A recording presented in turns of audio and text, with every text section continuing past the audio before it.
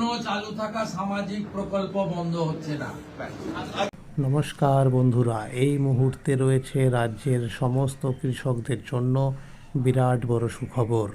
আপনি যদি একজন কৃষক হয়ে থাকেন তাহলে এই মুহূর্তে রয়েছে আপনার জন্য গুরুত্বপূর্ণ আপডেট। বিধবা ভাতা, প্রতিবন্ধী ভাতা এবং বার্ধক্য ভাতা এবং অন্নপূর্ণা ভাণ্ডার প্রকল্পের টাকা দেওয়া শুরু হয়ে গেলেও এখনও পর্যন্ত কৃষকদের জন্য কোনো আর্থিক সহায়তা ঘোষণা করা হয়নি। তাহলে কৃষকদের আর্থিক সহায়তা কবে থেকে দেওয়া হবে সেই বিষয়ে সঠিক আপডেট জানানো হয়েছে। এইবার কোন কোন কৃষকরা টাকা পাবে, কারা কারা পাবে না, টাকা পেতে হলে কি করতে হবে, এছাড়াও পিএম কিষাণ প্রকল্পের 23 নম্বর কিস্তির টাকা কবে থেকে দেওয়া হবে সেই বিষয়ে সঠিক আপডেট জানানো হয়েছে আজকের এই গুরুত্বপূর্ণ ভিডিওটির মাধ্যমে। তাই ভিডিওটি সম্পূর্ণ দেখুন। তাহলে এবার দেখে নেওয়া যাক কী বলা হয়েছে আজকের এই রিপোর্টে। অবশেষে কৃষকদের জন্য সুসংবাদ আসলো। এই মাসেই কৃষক বন্ধু টাকা দেবে।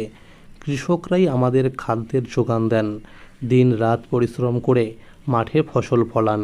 কিন্তু বর্তমান পরিস্থিতিতে সার, বীজ, কীটনাশক এবং অন্যান্য কৃষি উপকরণের দাম ক্রমাগত বৃদ্ধি পাওয়ায় চাষাবাদ করা আগের তুলনায় অনেক বেশি ব্যয়বহুল হয়ে উঠেছে। এই অবস্থায় অনেক কৃষকেরই দাবি, কৃষিকাজ চালিয়ে যেতে সরকারি আর্থিক সহায়তা অত্যন্ত প্রয়োজন। নতুন সরকার গঠনের পর বিভিন্ন মহলে কৃষকদের মধ্যে মিশ্র প্রতিক্রিয়া দেখা যাচ্ছে। কেউ কেউ মনে করছেন কৃষকদের জন্য দ্রুত নতুন কোনো ঘোষণা আসা উচিত ছিল। আবার অনেকেই সরকারের পরবর্তী সিদ্ধান্তের অপেক্ষায় রয়েছেন। ফলে কৃষক বন্ধু প্রকল্প ও কৃষকদের আর্থিক সহায়তা নিয়ে আলোচনা এখন রাজ্যের গ্রামাঞ্চলে অন্যতম প্রধান বিষয় হয়ে উঠেছে।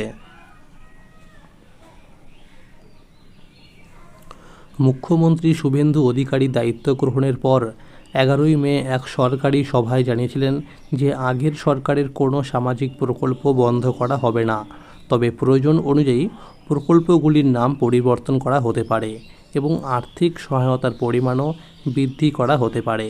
এরপর থেকেই বিভিন্ন সরকারি ওয়েবসাইটে পরিবর্তন ও আপডেটের কাজ শুরু হয়েছে। ইতিমধ্যেই একাধিক সরকারি পোর্টালে নতুন লোগো সংযোজন করা হয়েছে।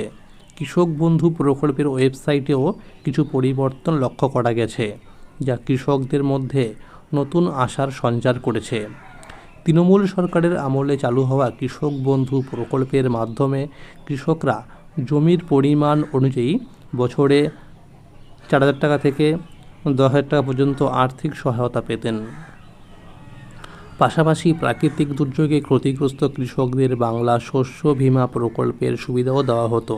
তবে নতুন সরকার গঠনের পর এখনও পর্যন্ত কৃষকদের জন্য নতুন আর্থিক সহায়তা বা কৃষক বন্ধু প্রকল্পের ভবিষ্যৎ নিয়ে কোনো বিস্তারিত সরকারি ঘোষণা সামনে আসেনি।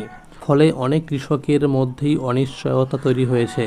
অন্যদিকে বিধবা ভাতা, প্রতিবন্ধী ভাতা এবং বার্ধক্য ভাতার ক্ষেত্রে আর্থিক সহায়তার পরিমাণ বৃদ্ধি করার ঘোষণা ইতিমধ্যে করা হয়েছে। জুন মাস থেকেই নতুন হারে অর্থ প্রদান শুরু হওয়ার খবর পাওয়া যাচ্ছে। এই পরিস্থিতিতে কৃষকদের আশা, খুব শীঘ্রই কৃষক বন্ধু প্রকল্প নিয়ে সরকার ইতিবাচক সিদ্ধান্ত জানাবে। সূত্র মারফত জানা যাচ্ছে, কৃষক বন্ধু প্রকল্পের অর্থ এই জুন মাস থেকেই দেওয়া হতে পারে। সাধারণত খরিফ মরশুমের জন্য এপ্রিল থেকে সেপ্টেম্বরের মধ্যে প্রথম কিস্তির অর্থ প্রদান করা হয়। এছাড়া পুরনো উপভোক্তাদের তথ্য ব্যবহার করেই অর্থ প্রদান করা হতে পারে বলে মনে করা হচ্ছে। সেক্ষেত্রে পুরনো উপভোক্তাদের নতুন করে আর আবেদন করার প্রয়োজন নাও হতে পারে। তবে নতুন আবেদনকারীদের জন্য অনলাইন ও অফলাইন দুই ধরনের ব্যবস্থাই চালু হতে পারে।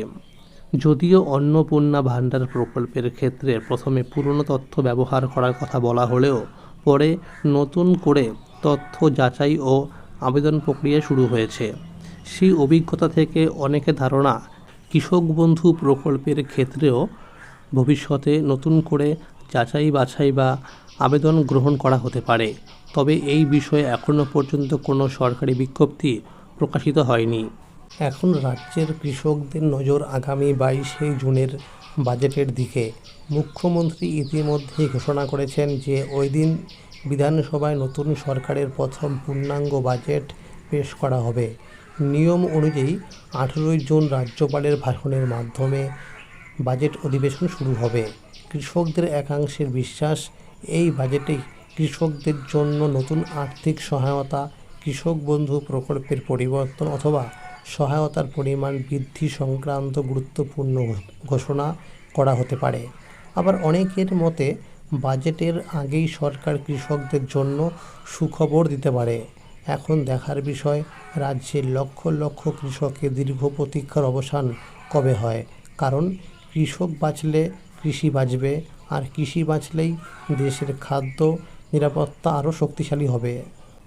ইতিমধ্যেই গত 3রা জুন থেকে অন্নপূর্ণা ভাণ্ডার প্রকল্পের 3,000 টাকা দেওয়া শুরু হয়েছে। প্রাথমিক পর্যায়ে দেওয়া হয়েছে 28,25,769 জনকে। আর ইতিমধ্যে অনলাইনে আবেদন প্রক্রিয়া শুরু হয়ে গিয়েছে অন্নপূর্ণা ভাণ্ডারের। সূত্র মারফত আরও জানা যাচ্ছে, বাংলা শস্য বীমা প্রকল্পের পরিবর্তে প্রধানমন্ত্রী ফসল বীমা যোজনা আওতায় কৃষকদের আনা হতে পারে। একই সঙ্গে কৃষক বন্ধু প্রকল্পের আর্থিক সহায়তার পরিমাণ বৃদ্ধির বিষয়েও আলোচনা চলছে বলে বিভিন্ন মহলে জল্পনা রয়েছে। কেউ কেউ মনে করছেন বর্তমান 10,000 টাকা এবং 4,000 টাকার পরিবর্তে যথাক্রমে 12,000 ও 6,000 টাকা করা হতে পারে। তবে এই বিষয়ে এখনও কোনো সরকারি নির্দেশিকা বা বিজ্ঞপ্তি প্রকাশ হয়নি। মুখ্যমন্ত্রী জানিয়েছেন, ভবিষ্যতে সমস্ত সরকারি প্রকল্পের অর্থ সরাসরি ডিবিটির মাধ্যমে উপভোক্তাদের ব্যাংক অ্যাকাউন্টে পাঠানো হবে। তাই সমস্ত উপভোক্তাকে তাদের ব্যাংক অ্যাকাউন্টের সঙ্গে ডিবিটি লিঙ্ক করার জন্য অনুরোধ করা হচ্ছে। যাদের একাধিক ব্যাংক অ্যাকাউন্ট রয়েছে তাদের ক্ষেত্রে যে অ্যাকাউন্টের সঙ্গে ডিবিটি লিঙ্ক থাকবে সেই অ্যাকাউন্টেই সরকারি প্রকল্পের অর্থ জমা হবে। এদিকে সরকার জানিয়েছে, নতুন ভোটার তালিকা এবং বিভিন্ন সরকারি নথির মাধ্যমে উপভোক্তাদের তথ্য যাচাইয়ের কাজ চলছে। যাদের তথ্য সঠিক এবং যারা প্রকল্পের যোগ্য তারাই ভবিষ্যতে সরকারি সুবিধা পাবেন। একই সঙ্গে মৃত উপভোক্তাদের নামও তালিকা থেকে বাদ দেওয়া হবে বলে সরকার জানিয়েছে। কৃষক বন্ধু প্রকল্পের ওয়েবসাইটেও আগামী দিনে নতুন আপডেট যুক্ত হতে পারে বলে জানা যাচ্ছে। বিশেষ করে উপভোক্তাদের স্ট্যাটাস চেক করার নতুন সুবিধা চালু হতে পারে। বর্তমানে আগের মতোই তথ্য দেখা গেলেও ভবিষ্যতে যাচাই বাছাইয়ের ভিত্তিতে স্ট্যাটাস পরিবর্তন দেখা যেতে পারে। তবে এই বিষয়ে সরকারিভাবে কোনো ঘোষণা এখনও করা হয়নি। তাই কৃষকদের জন্য এই মুহূর্তের সবচেয়ে গুরুত্বপূর্ণ বিষয় হলো সরকারি ঘোষণা ও বিজ্ঞপ্তির দিকে নজর রাখা। কারণ কৃষক বন্ধু প্রকল্প, শস্য বীমা এবং অন্যান্য কৃষি সহায়তা সংক্রান্ত চূড়ান্ত সিদ্ধান্ত সরকারিভাবেই জানানো হবে। আগামী 22 জুনের বাজেট অধিবেশনকে কেন্দ্র করে এখন রাজ্যের কৃষকদের নজর সেদিকেই রয়েছে। নারী ও শিশু কল্যাণ দপ্তরের মন্ত্রী অগ্নিমিত্রা পাল জানিয়েছেন, এসআইআর তালিকা নিয়ে বিশ্লেষণের কাজ চলছে। তবে যাদের নাম রয়েছে ট্রাইব্যুনালে এবং যারা সিএএর জন্য আবেদন করেছেন তারাও সরকারিভাবে এই সুবিধা পাবেন বলে জানানো হয়েছে। অন্যদিকে কেন্দ্রীয় সরকারের পিএম কিষাণ প্রকল্পের 23 নম্বর কিস্তির টাকা জুন মাসের শেষের দিকে বা জুলাই মাসের প্রথম সপ্তাহের মধ্যে দেওয়া হতে পারে বলে সূত্রের খবর। বিধানসভা ভোটের আগে প্রধানমন্ত্রী নরেন্দ্র মোদী এক জনসভায় গিয়ে বলেছিলেন, রাজ্যে বিজেপি সরকার আসলে পিএম কিষাণ প্রকল্পের ভাতা 6,000 টাকার পরিবর্তে 9,000 টাকা করা হবে। এই বিষয়ে এখনও কোনো আপডেট আসেনি। অনেকেই প্রশ্ন করছে, কৃষক বন্ধু প্রকল্পে টাকা তো সবাই একদিনে পেত না, কেউ আগে পেত, কেউ আবার পরে পেত। তাহলে এইবার কিভাবে টাকা দেওয়া হবে, নাকি জেলাভিত্তিক টাকা দেওয়া হবে?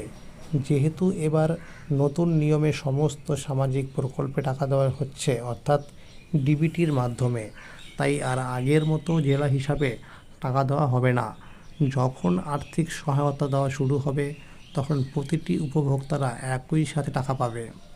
প্রতিটি উপভোক্তাকে জানানো হচ্ছে প্রত্যেকেই যেন আধার কার্ডের সাথে মোবাইল নাম্বার লিঙ্ক করে রাখে এবং ব্যাংক অ্যাকাউন্টের সাথে যেন ডিবিটি লিঙ্ক করে রাখে। তাহলে বন্ধুরা, আজকের এই ছিল আপডেট। এই রকম আরও নতুন নতুন প্রকল্পের আপডেট সবার আগে পেতে হলে চ্যানেলটিকে অবশ্যই মনে করে সাবস্ক্রাইব করে রাখবেন এবং সকলের কাছে শেয়ার করে দেবেন। আর যদি ভিডিওটি ভালো লেগে থাকে অবশ্যই একটি লাইক করে দেবেন। ধন্যবাদ।